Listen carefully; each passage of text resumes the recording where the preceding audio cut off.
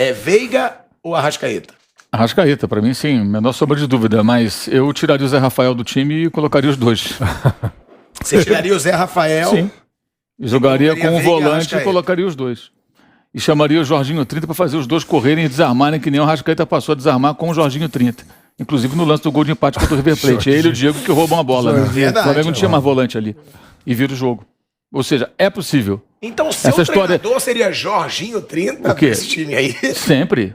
Ele é ótimo, eu acho ele espetacular. Pra mim, ele é o melhor disparado, todos esses que já vieram pra cá nos últimos anos. Eu também acho. Perto dele, pra mim, só o São Paulo. Eu gosto muito Mas isso é legal, porque mesmo assim você nunca defendeu a ideia da volta do Jorginho. São coisas distintas. Uma é o trabalho dele, a capacidade dele. Pra mim, ele é excelente, ele tá na Mas você história fala, do ele clube que e não tal. quis A outra voltar. foi embora porque quis, não voltou porque não quis também, porque quando piscaram o olho pra ele não correspondeu, né? Quis ficar por lá. E a maneira que ele saiu, eu achei que ele não foi muito legal. Entendeu? Então são duas coisas diferentes. Eu sempre digo, acho que o torcedor do Flamengo que xinga o Jorge Jesus é um sacana. Ele tem que ter gratidão, cara. O cara fez um belo trabalho. Mas isso não impede de ficar chateado com a maneira como tudo aconteceu. E tudo é direito dele. Mas você pode exercer um direito e as outras pessoas têm o direito também de não gostar daquilo. Não, o cara fez uma coisa correta, o direito dele, mas, não gostei da maneira que foi feito. Eu acho isso. E acho também que, por conta desses várias vezes Jorge Jesus, o clube tem que virar a página. Isso vai acontecer em algum momento quando o Abel Ferreira foi embora do Palmeiras. Ele recebe uma proposta do Benfica, resolve voltar, igual o Jorge Jesus. Aí ele fala, vou pra lá jogar a Liga dos Campeões, eu preciso de mais desafios. Aqui cumpri a minha missão. Aí o Palmeiras contrata outro técnico. Se não der certo, se ele tiver uma fase mais ou menos lá, aí vai começar, Abel Ferreira, vai ser... O Palmeiras um dia vai ter que virar essa página, todos os clubes têm que passar por isso, né?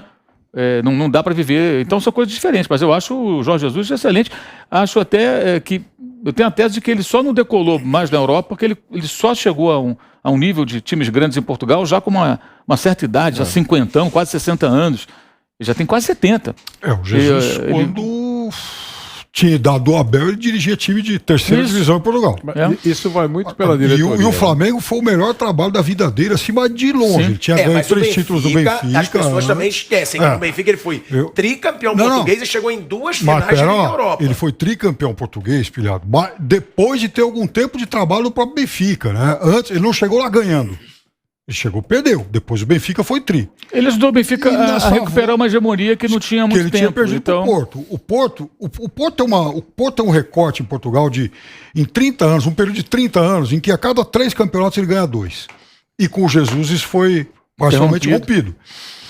E você vê, o Jesus, e depois disso até o Sporting voltou agora, depois de 20 anos, a ganhar um título. Com o cara que hoje, certamente é o técnico português de mais futuro, não, o Rubem Amorim. Tem 37 fechar, anos. Né, agora, pra gente... só uma coisa, aí o Jesus volta pro Benfica e também não dá certo. Agora, então, qual a garantia que daria certo? O Jesus já tem uma passagem anterior, que eu acho que ele já se comprometeu, que foi quando ele foi pro Sporting. Sim. Que ele queima o filme. Quando ele chegou no Benfica, ele saiu do Flamengo em 2020, teve muro pichado.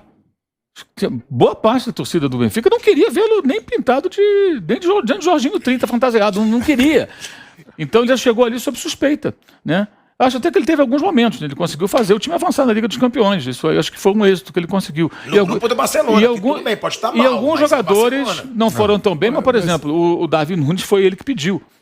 O Benfica vai vender esse cara por uma grana. Parece que o Bayern quer, né? Vai vender por uma grana. Chega numa hora que o cara faz um trabalho bom. E isso que vocês estão dizendo aqui, tudo bem, é sempre com ressalva. Não fez isso, não fez aquilo. Só que chegou num time grande, ele fez um negócio ótimo. O cara faz aquela pintura que vale 50 milhões de dólares, entendeu? Quer dizer, a partir daquele momento, ele muda de estágio, muda de tudo, não importa a idade. Ele muda de tudo. E foi o que aconteceu com o Jorge Jesus, na minha opinião. Então, mas ele não foi... Não, mas no Flamengo, essa foi a imagem que ele deixou. A imagem que ele deixou última, antes de voltar a trabalhar, foi brilhante. O que está errado, eu também concordo, é o cadáver insepulto.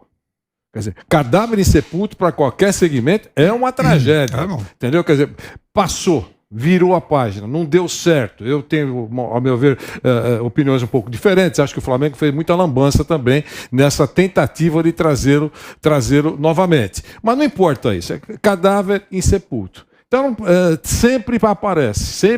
Por isso que eu brinquei muito dizendo assim, olha, é um problema, vai chegar aí o dia 20, Já chegou? Que é o carnaval. Vai chegar o professor que vem indevidamente nesse momento para o Brasil. Só isso. Eu acho que não deveria, alguém amigo deveria falar, não vem não, porque você vai arranjar muita fofoca. Mesmo o time estando bem. Você por perto é fofoca. E outra coisa que a gente esquece às vezes, né? Muitas vezes o torcedor do Flamengo fala ingrato, renovou, tinha acabado de renovar e foi embora. Mas também tem que lembrar a situação como foi. Era pandemia, ele estava longe da família há um ano e meio, a família dele em Portugal. Tem todos os lados. Parte financeira também. Não, a parte financeira. E você já viveu isso. Tem a distância da família. Os amigos mais próximos de Jesus dizem que isso fez muita diferença, porque vinha de uma pandemia. Eu também não acho legal essa ingratidão. Eu acho, às vezes, todo torcedor. Traidor, tudo também isso não é quero compreensível. mais. Eu só acho assim, no momento em que ele teve a proposta, ele não comunicou ao clube a decisão dele, ele ficou enrolando. E isso é informação, programa de informação. A equipe dele, os 6 caras que o acompanhavam, os portugueses, não sabiam, falavam para algumas pessoas, até para alguns colegas próximos, falavam, e aí, vai embora ou não vai o Jesus? A gente não sabe, ele não fala para a gente. Estamos aqui. Teve integrantes da comissão técnica do Flamengo, portugueses, amigos deles, da equipe dele, que quando ele renovou o contrato, mudou de apartamento, arrumou namorada, cara solteirão, lá no Rio de Janeiro, comprou carro. O cara falou, vou ficar aqui pelo menos mais um ano, então vou me estabelecer, né? O cara foi para outro lugar, morou, tá numa boa, na Barra da Tijuca ali, pega o carrinho dele, vai até ali o CT, que é subindo, né, na direção ali de Vargem Grande. De repente vai voltar para Lisboa, muda tudo. Cancela o aluguel, devolve o carro, termina o namoro, ou leva a mulher com ele, se ela quiser ir junto com ele, sei lá, muda tudo. Então bagunçou a vida dos caras também. Ele deveria, acho eu, já conversar com o Marcos Braz, com o Landim, e falar, olha, estou propenso a aceitar. Comecem a pensar no plano B. Porque isso aí que você falou, tá difícil aqui, por isso, tal, pandemia, eu estou propenso a aceitar. Mas vou terminar aqui o Campeonato Carioca, tem uns jogos com o Fluminense, mas comecem a analisar, porque... E como é que vão fazer essa transição? Eu posso deixar minha equipe aqui trabalhando, meu auxiliar técnico, ficam treinando os rapazes aqui, até que vocês tragam uma nova comissão técnica, porque os caras não iam começar a trabalhar no Benfica imediatamente após. Estava justamente naquele período de férias. Então ele poderia deixar a equipe dele, ele ia no jatinho lá do Luiz Felipe Vieira, o presidente do Benfica de então, ia para Portugal, os caras trabalhariam aqui, não ficariam os jogadores ficaram 2 semanas parados.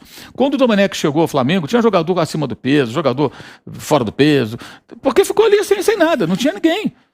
E ali eu acho que então acho que ele agiu mal. Ele poderia ter sido muito mais hábil e não o fez. Então acho que esse ponto para mim é muito importante. E o Flamengo pagou caro por isso. E aí não foi nem culpa da direção, porque assim, ele de uma hora para outra ele falou: "Vou embora".